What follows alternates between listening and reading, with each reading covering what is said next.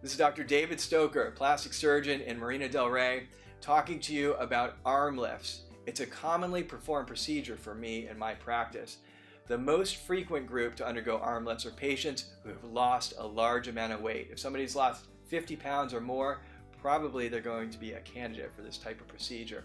The other type of patient is somebody who's typically a postmenopausal female whose skin elasticity is not as good as it used to be. Maybe they've also lost some weight over the years and they do not like the skin hanging from the lower arm. There are several different procedures that you can perform for an arm lift. The first question is, can we benefit the patient from liposuction alone? That has a tiny little incision, fast recovery. It's a great option, but it will only go so far. The less skin elasticity, the less likelihood the patient's going to be a candidate for that.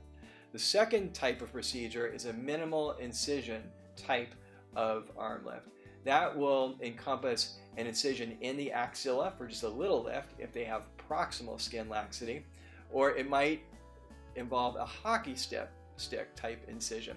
That can be an incision that starts in the armpit region and then curves into the arm but doesn't extend all the way down to the elbow. Which procedure we choose depends very much on what the patient's anatomy is. Where is their excess skin? Do they have wrinkling when we pull in certain directions? And these are decisions that I need to make for a particular patient when they're standing in front of me, and I can use my own hands to show them what happens to their skin as we make those adjustments. The last type of arm lift, and the most common type, is a type that starts just proximal to the elbow and extends all the way into the armpit, and maybe with a little bit of a curvature in the armpit to tighten up that area as well.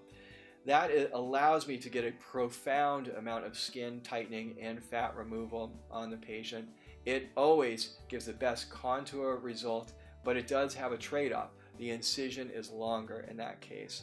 So we want to strategize where to put that, think about the positioning of the arms, and these little subtleties can make all the difference in achieving a result that's ultimately satisfying for the patient.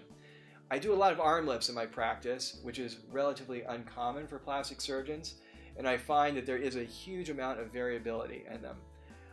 I would encourage you to look at my website and all the before and after pictures in there to get a feel for it. And ultimately, if you're really interested in this procedure, think you might be a candidate, call us up for a consultation.